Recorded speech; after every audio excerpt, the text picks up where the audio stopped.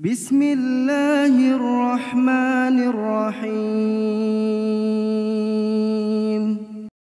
Bismillahirrahmanirrahim. Assalamualaikum warahmatullahi wabarakatuh. Lillahi ta'ala wa syafa'ati Rasulullah Muhammad sallallahu alaihi wasallam. Khususan di wajib hadar kita ala masyashar min sunnah qadrani wa biniyatul futuh wal munawwar wa rasulullah sallallahu alaihi wasallam. Bismillahirrahmanirrahim. A'udzu billahi minasyaitonir rajim. Bismillahirrahmanirrahim. Alhamdulillahirabbil alamin. Iyyaka na'budu wa iyyaka nasta'in. Ihdinas siratal mustaqim. Shiratal ladzina an'amta 'alaihim ghairil maghdubi 'alaihim waladdallin. Waghfir li wa liwalidayya wa lil mu'minina amin. Fatihah sekali lagi kita niatkan untuk anak cucu kita. Semoga Allah jadikan anak cucu keturunan yang saleh-saleh. Ya Allah, biar pada hidup selamat dunia akhirat, hidup yang mulia dunia akhirat, bahagia dunia dan akhirat. Ala dininya wa kulli niyatin shalihah dunia Allah kulli Allah. Al-Fatihah. A'udzu billahi minasyaitonir rajim. Alhamdulillahirabbil alamin. Maliki yaumiddin. Iyyaka na'budu wa iyyaka nasta'in. Ihdinas siratal mustaqim. Shiratal ladzina an'amta 'alaihim ghairil maghdubi 'alaihim waladdallin. Rabbighfir li wa liwalidayya wa lil mu'minina amin. Bismillahirrahmanirrahim. Qala Syekhul Mu'allif rahimahullahu ta'ala wa ala ma'abihi wa bi barakati ulumihi wa bikum fid dharain amin. Radhiyallahu ankum. Subhanallah, alhamdulillah, malam ini kita bisa kembali bertatap muka bermuajah. Besar suatu harapan semoga langkah dan hidup kita senantiasa mendapatkan keridhaan dari Allah Subhanahu wa taala dan dicatat sebagai amal ibadah insya Allah Subhanahu wa taala. Baik, minggu lalu kita tidak membaca kitab tapi sedikit berbicara tentang yang berkaitan Isra wal Mi'rajnya Rasulullah sallallahu alaihi wasallam. Semoga kelak waktunya kita benar-benar bisa meresapi sholat menjadi mi'rajnya orang-orang beriman. Karena sholat itu adalah mi'rajul lil mu'minin. Sholat itu adalah mi'rajnya orang-orang beriman. Dan kedua, saya sekali lagi apresiasi yang tinggi buat kita semua. Ya alhamdulillah, masih Allah berikan taufik hidayah buat kita sehingga kita bisa melaksanakan sholat maghrib berjamaah disambung menunggu waktu isya dengan taklim, karena ini adalah waktu yang sangat istimewa. Maka banyak ulama mengatakan maghrib, antara maghrib sampai isya itu disebut dengan waktu ghaflah, waktu banyaknya orang-orang lalai. Makanya nggak main-main orang yang bisa istiqomah mengisi waktu maghrib sampai isya, karena waktu itu waktu yang begitu sempit. Kalau nggak berkualitas dia punya keimanan, sulit untuk menghidupkan waktu maghrib sampai dengan waktu isya. Mudah-mudahan apa yang kita lakukan bisa mengundang cinta kasih sayangnya Allah, sehingga dengan kasih sayangnya Allah itu, ya Allah, layak Allah masuk kita di dalam surga Allah Subhanahu wa taala. Baik, sekedar kita baca ini mudah-mudahan nanti bermanfaat. Wa yahrumu bil haidi asyaratu asya'. Dan lagi haram sebab haid itu 10 perkara. Kemarin kita sudah bicara orang yang wudunya batal ada 4 hal yang diharamkan. Orang yang dalam keadaan janabah ada 4 hal yang diharamkan. Sekarang adalah orang yang haid, itu ada 10 hal dalam kitab ini yang diharamkan. Wat-tawafu, as-salatu. Yang pertama itu adalah sholat. Sudah maklum nih, sholat lagi sholat. Karena sholat memang sekali lagi menjadi pembedanya Pak, bagi orang muslim dan non muslim. Dan sholat itu juga ukuran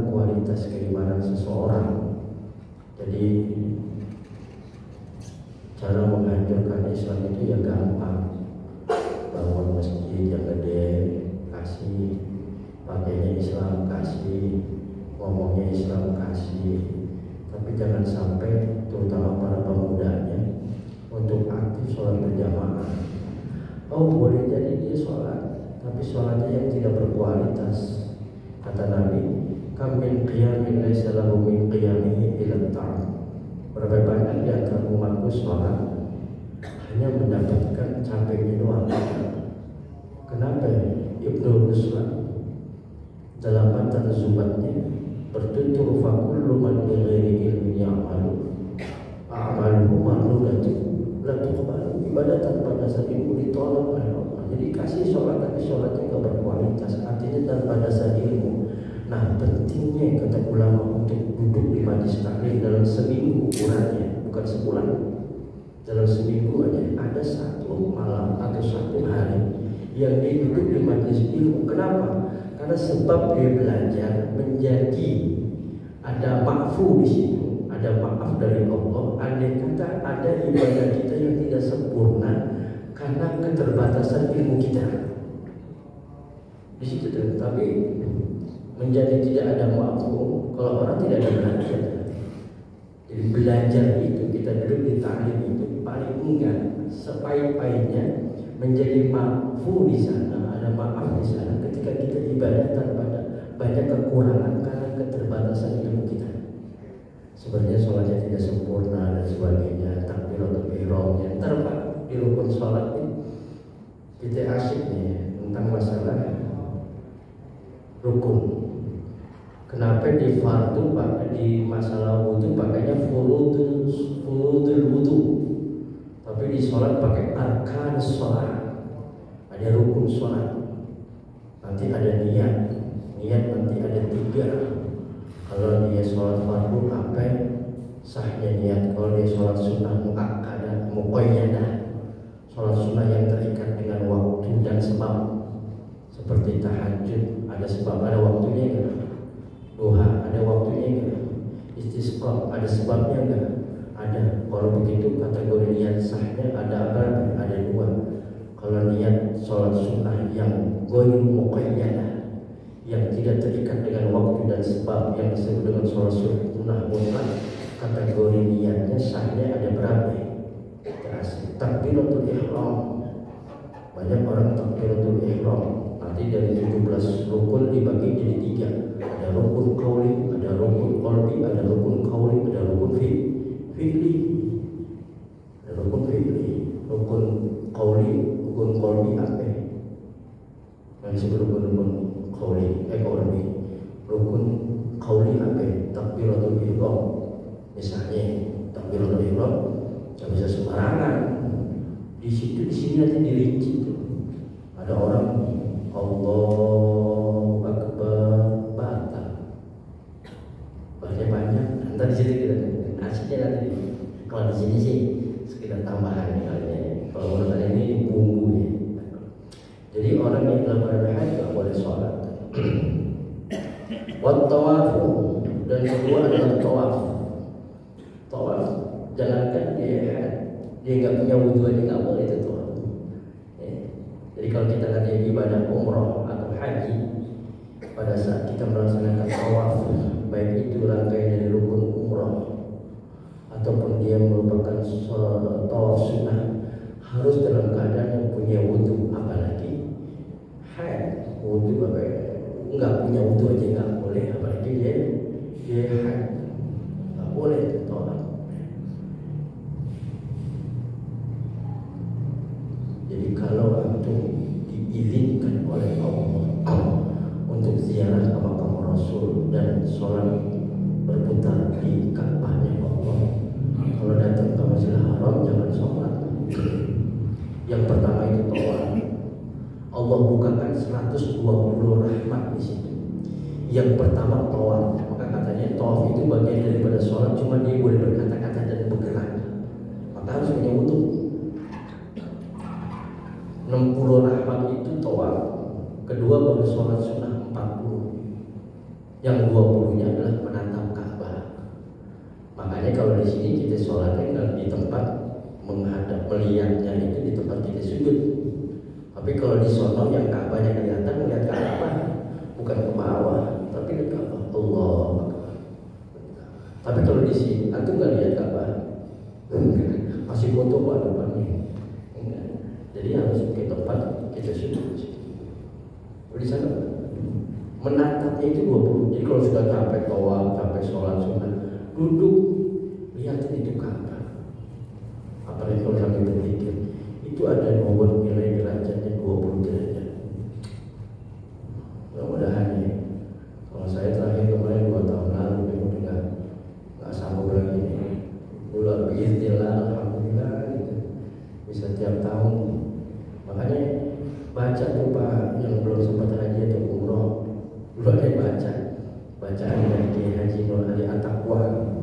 Anda pengen buat haji waktu itu, umroh udah tinggal haji. Kawan-kawan Anda yang sekolahnya ngaji sama Anda kenapa duluan dia gitu. Emang sih bapaknya kayak dia bapaknya gitu. Ya Allah, Anda juga berdoa, dapat doa dari dia Nur Ali At-Taqwa. Anda baca itu dan antara maghrib sampai isya dari itu, pokoknya di maghrib ada yang keluar kamar, ada baca sampai isya. 7 hari ke-10 orang datang ke rumah untuk menawarkan aneh haji. Masya Allah. Tahun 2012 kejadiannya. Tunggu 7 tahun 2019 berangkat Pak. Gak punya duit. Tiap tahun bisa berangkat gak punya duit. Ya kadang-kadang berangkat gak pakai duit, pulang bawa duit. Seperti ini. Apa Rabbana anzil alaina ma'idatan minas samai takunu lana 'idan li awwalina wa akhirina wa ayatan minka warzuqna wa anta khairur raziqin. Al-Maidah 114. Itu Nabi Isa ditantang untuk nurunin hidangan dari langit. Itu qala Isa, Allahumma, enggak usah dipakai langsung, Rabbana anzil alaina, ya Allah turunkan kepada kami ma'idatan minas sama, hidangan dari langit yang murah aja gitu. Tapi turun ya. Cuman kalau katanya kurus kubur itu ayat bukan berkaitan dengan untuk urusan haji aja. Yang nggak punya duit boleh baca itu katanya. Bacanya berapa kali? Kalau kurus kubur disuruhnya 41 kali. Ya di sini banyak yang baca kayaknya. Nggak punya duit gitu. Mudah-mudahan ya Pak, sebelum mata ini tertutup selama-lamanya, yang belum sempat lihat Ka'bah, biar lihat Ka'bah dulu. Makanya orang yang lagi berangkat haji atau umroh, insya Allah sedang dimuliakan oleh Allah, karena dia dipilih menjadi tetamunya Allah untuk ziarah ke makam Nabi, kemudian berputar di rumah Allah Subhanahu Wa Taala. Wujudkan aja impian, jangan pikirin caranya. Biar Allah yang punya cara. Saya sudah alami sedihnya ngeratip ngajarin orang berangkat umroh, berangkat haji, sedih hati. Ya Allah, kapan nanti bisa lihat Ka'bah?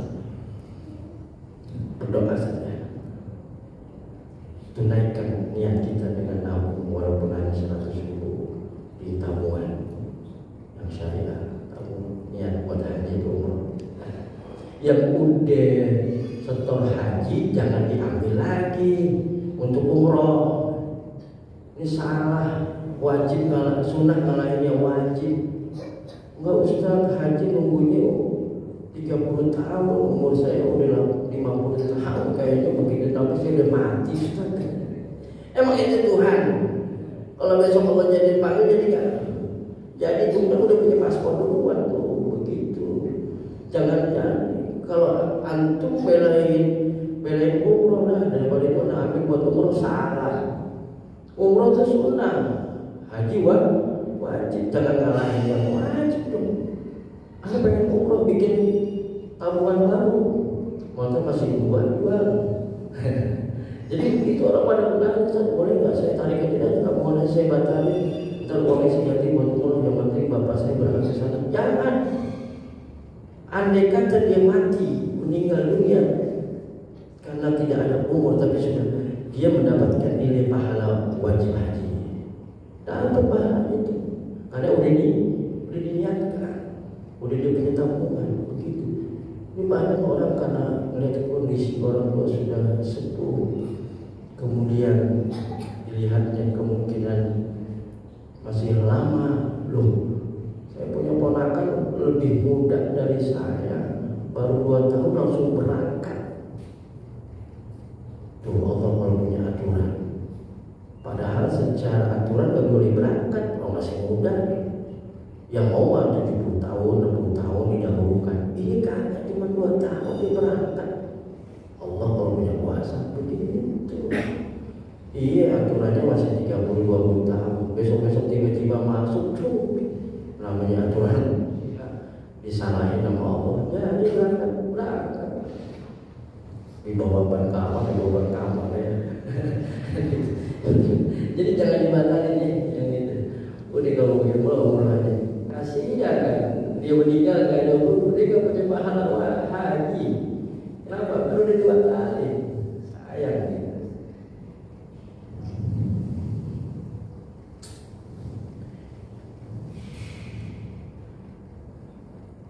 Wa masul mushafi, dan ketiga menyentuh Quran. Kemarin kita udah bahas tuh, ada yang mushaf, ada Al-Quran, ya, perbedaan-perbedaannya. Orang lagi haid nggak boleh itu menyentuh Al-Quran. Jangan ditanya dulu, boleh nggak baca Quran? Jangan, nanti di sini ada. Wa hamluhu, dan keempat memikulnya, maksudnya membawa Al-Quran. Nggak boleh. Jangan, kemarin juga orang janabah nggak boleh bawa Quran. Itu di HP gimana? HP itu aplikasi, dan di situ dia bukan Quran, dia adalah mushaf kalau mau dikategorikan. Kemarin kita bahas nih, aneh nggak ulangi lagi perbedaan antara mushaf dengan Al-Quran, sehingga kita bisa tahu, oh boleh nggak dan sebagainya. Kalau di tas isinya Quran, tambahin sedikit, ada pensilnya, ada kertas lembarnya. Anda bukan bawa Quran, Anda bukan bawa mushaf, tapi Anda bawanya adalah lembaran itu, boleh. Walubthu fil masjid, dan kelima diam di dalam masjid. Ini orang haid nih, nggak boleh dia berada di masjid. Aneh pakai yang ini, walaupun nanti ada ulama-ulama mutaakhirin membolehkan, karena sekarang udah banyak pengaman, ada charm dan sebagainya. Silakan, antum mau pakai itu boleh. Kalau ada yang enggak, karena bukan hanya mau bicara darah atau mengotori, tapi badannya dia lagi janabah, badannya dia lagi tidak suci karena dia punya hadas besar. Aneh ke situ. Tapi memang nggak dimungkiri ada ulama yang membolehkan. Bagaimana orang-orang yang guru-guru yang pada ngajar TPA yang ada di masjid itu, kan masih pada muda dia ngajar-ngajar. Bagaimana dong kalau begitu, kalau dia dan sebagainya? Maka kalau itu kasusnya ada darurat, ketika dia bisa mengamankan agar darah itu aman, dalam keadaan darurat dibolehkan dia untuk mengajar itu. Tapi tetap nggak boleh nyentuh Quran. Tapi talaki boleh, sama seperti orang penghafal Quran. Orang penghafal Quran ketika dia haid, dia boleh terus melanjutkan hafalannya, karena kalau dia perai nanti hilang hafalannya. Jadi karena itu sudah mudawamah, sudah mulazamah, sudah menjadi aurat, menjadi pikiran, dibolehkan para penghafal Al-Quran untuk menghafal terus, menjaga hafalannya. Karena nggak bisa Pak, orang ahlul Quran. Siapa itu ahlul Quran? Itu para penghafal Al-Quran. Itu apes-apesnya kata Mbah Najib, cucu dari Mbah Munawir Kapyak, pembawa bendera Quran kayak di Indonesia, terutama di Tanjung Jawa, punya anak namanya Mbah Romo Qadir, punya anak Mbah Najib, menjadi maestro Al-Quran karena beliau menguasai Qilatus Sab'ah. Beliau menjadi pimpinan kerabat waktu masih hidupnya, yang kalau kata Gusmo seorang kiai, seorang ulama yang tidak pernah menatap langit, nunduk terus kerjaannya. Berhenti merokoknya cuma kalau lagi ngaji doang. Merokoknya kuat Pak, kayak saya. Alhamdulillah kan udah umroh sama beliau. Insyaallah. sederhana, kamarnya tidak lebih gede dari pesantrennya, padahal orang hebat. Antum nangis dan lihat kamarnya, ada lihat kamar semua, sederhana banget. Padahal punya pesantren besar, kenapa sampai nggak tahu? Dia jadi juri, ketua juri untuk musabaqah MTQ, musabaqah tilawatil Quran. Kata beliau, seapes-apesnya orang menghafal Quran sehari jangan kurang dari 1 juz. Itu paling apes, paling males. Jangan ngaku di ahli Quran kalau cuma baca sehari setengah juz, 1 juz, ngaco aja. Makanya baca Quran itu anugerah, bukannya cuma mau. Banyak orang jago baca Quran, hafal banget, tapi belum tentu tiap hari dia baca Quran. Kenapa? Bukan dia nggak mau baca, Pak. Qurannya yang mau dibaca sama dia. Dibikin 1001 alasan dia sibuk sehingga tak mampu dalam 24 jam untuk baca Quran. Hati-hati itu. Jago baca Quran, bahkan hafal, tapi belum tentu dalam sehari dibaca Quran. Bukan dia nggak mau, Qurannya nggak mau dibaca sama dia. Patut bersyukur bagi kita yang bisa sholat begini, yang setiap hari baca Quran. Hati-hati, alhamdulillah, jangan sampai lidah kita diharamkan oleh Allah untuk membaca firman-firman-Nya. Caranya dibikin sibuk tuh orang, nggak punya waktu. Alhamdulillah, jangan ngaku itu ahli Quran. Itu paling rendah. Interaksi sama Quran ada 3, ada qiraat, tilawah, ada al-hifzu. Qiraat, Iqra'ul Quran fa innahu ya'ti yawmal qiyamah syafi'an li ashabihi. Itu Quran itu jadi penolong bagi orang-orang yang akrab dengan Al-Quran. Tapi lagi-lagi banyak orang diharamkan. Bukan dia nggak mau baca Quran, jago di Qurannya Pak, suaranya enak, tapi 24 jam nggak ada waktu dia untuk baca Quran. Kenapa? Qurannya nggak mau dibaca sama dia. Sama di masjid. Ini Baitullah, rumah Allah. Gak semua orang diizinkan untuk datang. Bukan ente nggak mau ke masjid, masjidnya nggak mau didatangi sama dia. Ntar kalau ente udah berkafan baru sombong lagi di depan imam. Syukur kita lagi masuk ke masjid. Berarti kita dipilih. Istana negara itu punya siapa? Punya warga Indonesia. Tapi boleh sembarangan orang yang Indonesia masuk ke sono. Oh, ditarik pas pampres itu. Hanya undangan khusus yang boleh ke situ. Tuh. Iya, sama ini masjid punya Allah. Bukan ente nggak mau, masjidnya yang mogah disamperin sama ente. Quran juga begitu. Kita jangan-jangan yang nggak pernah baca Quran, dia lagi diharamkan kali sama Quran. Alhamdulillah kali. Padahal bisa baca Quran. Tapi lagi-lagi kalau buat agama harus standarnya rendah. Nggak usah 1 juz, cukup 10 ayat cukup. 10 ayat. 1 ayat 1 menit, cuma 10 menit, itu pengen jadi syafaat. Nggak bisa kalau kata saya, ente pada menghafal Quran dosa. Ada yang hafal 30 sudah selesai. Jangan kurang. Sehari 1 jam paling cuma 30 menit. Buat orang umum 1 jam deh, dan cicil itu. Satu Quran 1 juz kalau standar internasional kalau menghafal itu kan itu standarnya sama Pak. Makanya kalau orang menghafal Quran, makanya itu 3 bulan hafal Quran udah kayak di hidayat deh. Itu nggak boleh, nggak wajib kayak begitu. Itu mah standar karena orang kagak ngerti aja. Hebat ya. Lu ada wali santri otot banget pengen anak baru 3 bulan pengen kayak di hidayat. Begitu belum tuh anak. Ada bilang, Pak, pegang Quran. Udah berapa juz itu? 3 bulan di sini. Baru juz 1 ya. Oke. Lanjutin. Wa basyiril ladzina amanu wa lanjutin. Benar enggak, Pak? Benar. Sebelah kanan, sebelah kiri, sebelah kanannya. Tengah, atas, paling bawah, paling atas. Benar enggak, Pak? Iya benar. Awala ya'lamuna. Lanjutin. Sebelah kanan, sebelah kiri, atas, tengah, bawah. atas. Hari itu kok bisa gitu ya anak saya? Ya makanya lu apa? Itu jelas. Makanya kalau tanya jus berapa? Jus 1, kaca berapa? Nah, kaca 16 Manansa ya. Itu standar internasional. Itu. Jus berapa? Jus 3 baru buka. Oh ya tilka.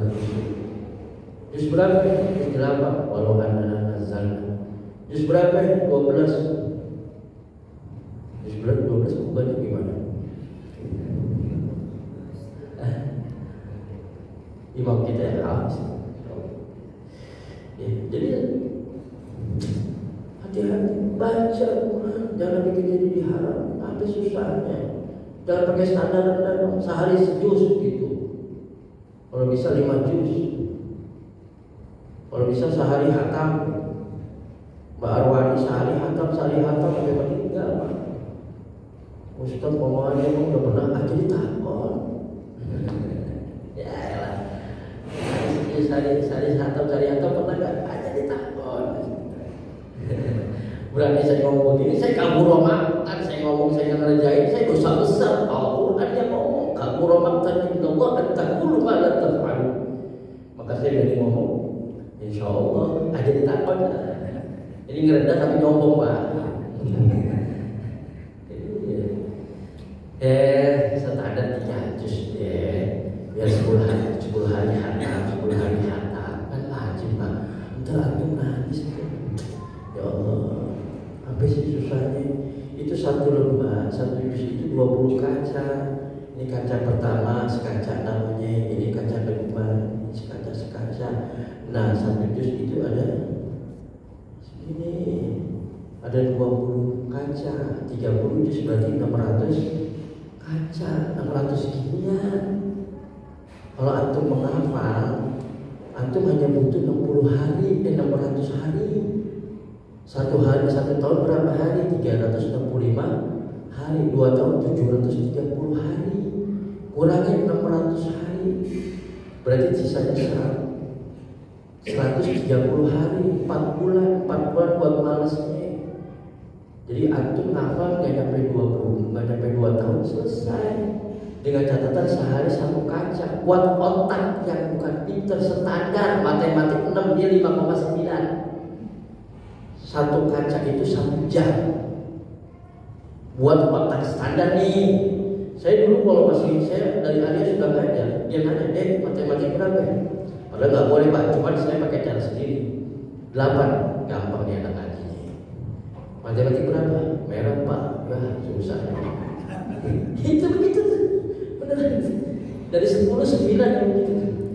Lu apa begitu? Nah, tapi kalau ngapal nggak bisa. Oh ngapal karena pinter enggak? Allah yang kasih Quran itu punya Allah. Kita jadi nih ngapal 1 kaca, kita story. Kira-kira dari sini pintu gerbang deh. Hilang Pak. Saya loh, hafalan saya. Yang dulu nggak pernah nyatet dari SD sampai perguruan tinggi karena saya tulisannya jelek.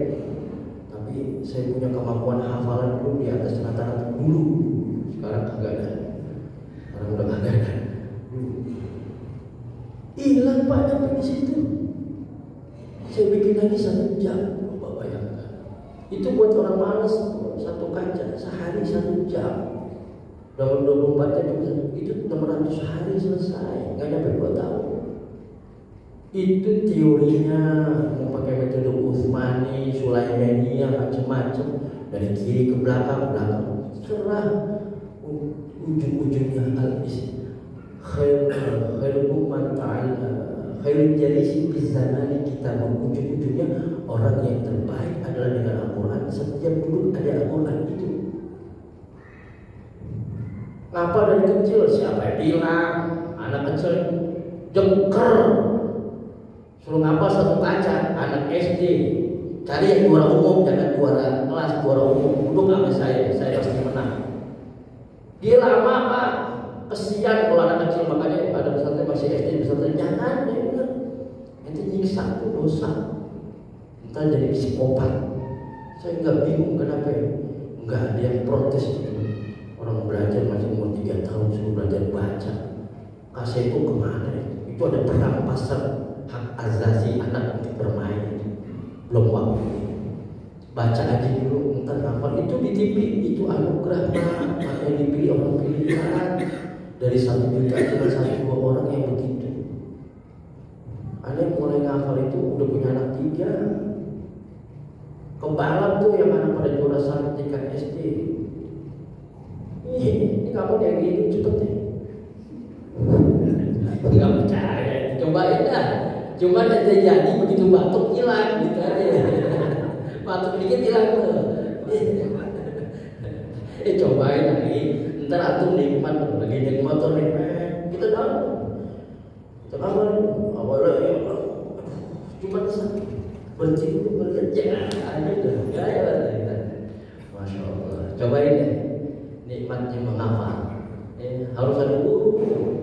Jangan hafal sendiri. Udah punya hafalan di story kagak? Itu baru nyimpen, belum hafal. Baru nyimpen, hafalan mesti di story kan. Ada sebuah one day one ayah. Kenapa jadi rendah banget sih? 1 hari 1 ayat. Ngakunya pengen jadi yang soleh, pengen masuk surga. Sehari 1 ayat Pak, 1 menit. Yasin.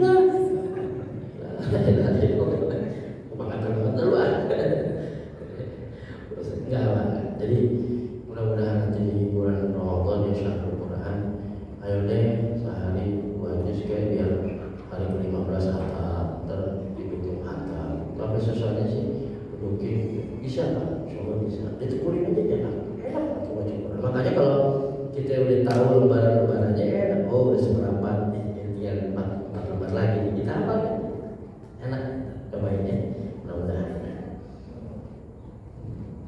Walau supil masjid nggak boleh tuh, ya dalam masjid. Nah, para pengajar saya kasih, makanya kalau bisa memang yang namanya kayak TPA dan sebagainya jangan di dalam masjid tapi di sekitar masjid untuk menghindari guru-guru ustazah yang memang dia masih haid. Walaupun ada ulama yang membolehkan tadi. Cuman kalau saya, makanya kalau nikahin itu bukan di masjid, apalagi di Mekah, di rumah. Afdalnya itu di rumah. Itu datang ke mama kunci, kita di masjid, dicarekan. Tahu nggak dicarekan? Bahasa Inggris. Diomelin. Nikah mah di rumah. Jangan ente bikin nikah di masjid jadi pada dosa semuanya. Yang datang nggak tahu dia nggak pakai pakaian yang tertutup auratnya, dia masuk masjid, jadi ternoda nggak itu masjid. Ada yang lagi head nggak mau masuk, dia itu mendekat, akhirnya dia masuk dalam keadaan dia punya janabah, dia punya head. Siapa yang bikin dosa? Ente yang bikin acara di rumah, di kamar. Kiblat. Kata mau uji ribet dong. Ada mana aja nungging sih. Saya nikahin bukan gitu. Kalau di sini mana? Sih, nikah di mana? Dan di rumah mulai di mana? Di sini. Nah, seorang depan kapal, jam 20, akhirnya tamar cerai kan begitu. Udah dari situ membuat ibadah yang benar aja.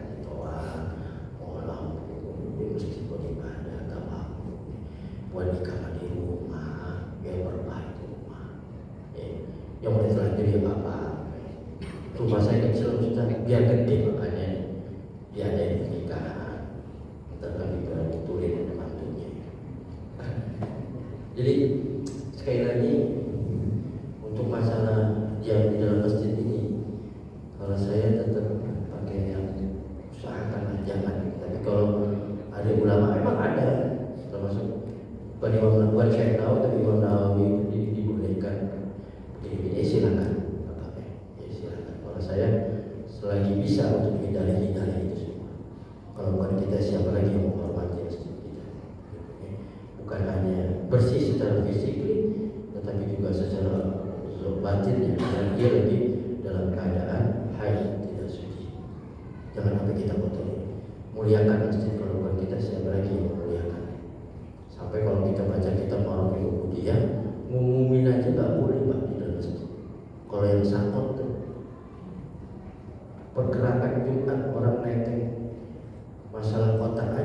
maaf nih, kalau lagi yang bicara yang sakit itu, ulama nggak boleh.